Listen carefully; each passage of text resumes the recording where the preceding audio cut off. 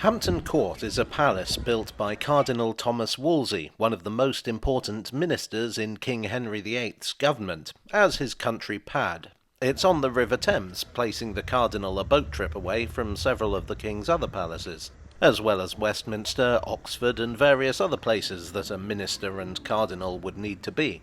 Unfortunately, being a high up in the government of Henry VIII gave you about as much job security as being a union rep in an Amazon warehouse. And by 1529 Wolsey had fallen out of favour. He gave the king his Hampton Court place, and I want you to imagine that I'm doing that quote mark thing with my fingers when I say gave. Anyway, despite willingly giving it to his beloved sovereign in what was totally not an attempt to save his own skin, he was charged with treason and died of totally natural causes after bumping his head. Then Henry took it over, a bunch of other stuff happened, and then they built a railway station there in 1849. The palace had been opened to the public in 1838, free of charge, having long since ceased to be a royal residence. It became a popular visitor attraction, so naturally the railways wanted to cash in. Hampton Court was within the territory of the London and South Western Railway. At first they used Esher to serve Hampton Court, referring to it as Esher for Hampton Court, as early as 1839. But they thought they could do better. Hampton Court was not far from their main line, so they proposed a short branch in 1840. So they built a branch line of just over a mile and a half in length from their main line to Hampton Court, which quickly became nicknamed the Holiday Railway. They did consider extending the branch towards Windsor, but in the end they got there via a different route. The station opened in 1849. The Clerk of Works had specified that the station had to be built in a style appropriate to the palace, so architect William Tite gave the station a delightful Tudor-style building. Incidentally, that same year he'd produce a similarly Tudor-styled station at the similarly royal Windsor. The station was built on an island surrounded by the rivers Mole, Ember and Thames. It was reached via a road bridge. There seems to be a degree of uncertainty about the early days of Hampton Court Station, and it appears that in its early days it may have been unfinished. There's even an account of trains being hauled by horses, possibly because of an unstable bank, possibly because the locomotive facilities weren't ready. Either way, trains down the branch were taking 30 minutes instead of the advertised 5. I mean, I know it's the Holiday Railway, but let's not be silly. In those early days, there was a single line with a platform either side, plus goods sidings, a turntable and an engine shed. Pretty standard facilities for a branch line terminus. The line, frankly, did not do well at first. Possibly in response to this, an intermediate station was built to serve the growing village at Thames Ditton.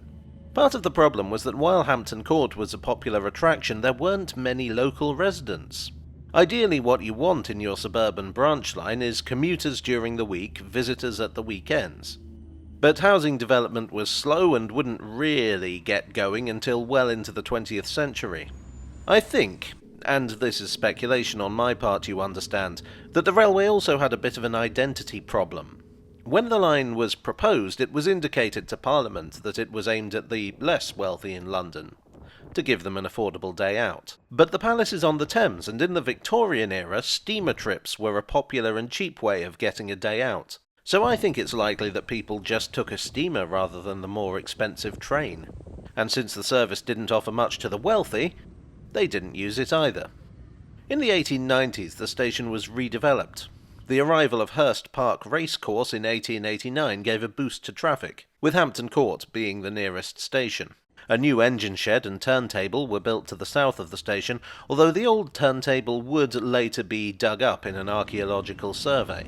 The goods facilities were put in place of the old locomotive facilities, with the engine shed being rebuilt into a goods shed. The number of platforms was increased to 3 and a pair of loading docks was added, the better to transport horses for the racecourse. Sidings leading to the Thames and the Mole were also built. In the 20th century, another threat appeared on the horizon, the electric tram. The London and South Western Railway's Board of Directors were well aware of the threat this posed. The tram network was expanding rapidly, and electric trams were seen as more modern, more convenient, and cheaper than the railways. Wherever they appeared, they took passengers from the railway. London United Tramways were, as you might expect, keen to extend to Hampton Court and announced their intention to build lines from Wimbledon and Twickenham. These would be in direct competition with the railway, as well as connecting destinations that hitherto were not connected by rail. Sam Fay, the LSWR's traffic superintendent, threw all his weight against the tram line, arguing fiercely against it. He was assisted by a lot of the wealthier residents of the area who considered the trams to be lower class and to encourage what they considered to be the wrong sort to the area. However, money did not talk in this case, and the first line to Hampton Court from Twickenham opened in 1903. Another from Malden opened in 1906.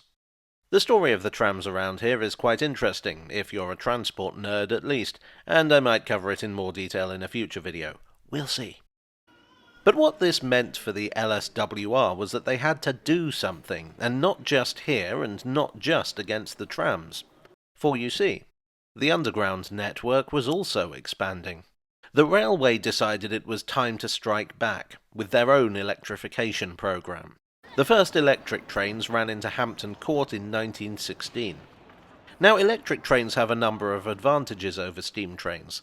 The most obvious being that they don't need the same facilities. They don't need to be turned around and they don't need to be refueled or watered. So the engine shed became fairly redundant from this point on. It wasn't just commuter trains using the station, though. Hampton Court was a popular excursion destination, and well into the 1970s there were special trains running from such far-flung places as Cheltenham and Bury. In 1923 the LSWR was taken over by the Southern Railway. Between 1930 and 1933 the bridge over the Thames was rebuilt, again styled to fit in with the palace. It was intended to take heavy road traffic, which could be run onto a bypass that ran by past the station. As a result, the end of the River Mole was filled in and diverted into the Ember. So finally, the station was no longer on an island. That being said, with the amount of traffic, it's still a pain in the backside to get to it. The tracks were also cut back, the platform canopies were lengthened, and this wall was put in. Also in the 30s, the Southern Railway proposed giving over part of the site for the construction of an Odeon cinema, which didn't happen. Something I haven't talked about yet is the fact that Hampton Court Station is not actually in the place known as Hampton Court. Being on the other side of the Thames, it's in East Molesey. By 1965, the boundaries of Greater London were set, and one of them fell here in the middle of the river. I mean, that's where it was set to be, not it literally fell in the river. That would be embarrassing. Anyway, what that means is that technically the palace is in London, but the station is not. Also in 1965, the goods yard closed, lorries having taken over most of the goods traffic. In 1986, the suburban railways of London fell under a new sector known as Network South East. This was an initiative to revitalise commuter services in the area. In 1989, though, they'd suffered a blow due to pay strikes. To repair their reputation, they agreed to sponsor a new event at the palace, the Hampton Court Flower Show. In line with this, they offered 6 trains an hour during the show, including a special known as the Tudor Rose. It was an enormous success, both for Network South East, which more than made its money back, and for the show itself, which runs to this day under the name of the Hampton Court Garden Festival. Network South East ceased to exist with the advent of privatisation in 1994. These days, the station is perhaps a rather less busy affair than its original promoters intended. The loading docks are gone, with the goods yard forming a car park, and the trackbed of one of the docks being a cycle park. Only 2 of the platforms are in use, although judging by the rust on these rails, it's usually just one. There is a service from London Waterloo once every half hour. There's currently a controversial plan in place to construct a large development of houses next to the station, partly using the car park. This is problematic for a couple of reasons. Firstly, widespread local opposition. And secondly, the South Western Railway Act of 1913, which specifies, and I quote, "No building exceeding as regards any part thereof the height of 50 feet shall be erected within 1½ miles of any part of Windsor Castle, or within half a mile of any part of Hampton Court Palace." This is the crux of the argument presented by the Hampton Court Rescue Campaign. I'm no fancy-pants big city lawyer, so I don't know how valid their argument is. But the proposed development remains a hot topic even as I write this, with a consultation underway. Another proposal, which may or may not be less controversial, is to put Hampton Court on Crossrail 2. One of the problems with suburban branch lines like the one to Hampton Court is congestion on the main lines into Waterloo. And the idea is that by putting them on Crossrail, a more frequent service could be provided. But with Transport for London's finances being somewhat precarious, it's unlikely that this will happen any time soon. Since Crossrail 1 got called the Elizabeth Line, I wonder if they'd continue the theme naming and call the Crossrail line to Hampton Court the Henry Line.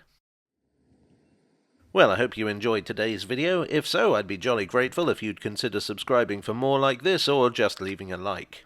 I would like, as ever, to thank my donors on Ko-fi, on Patreon, and here on YouTube for your ever-generous support. You are the rose to my Tudors.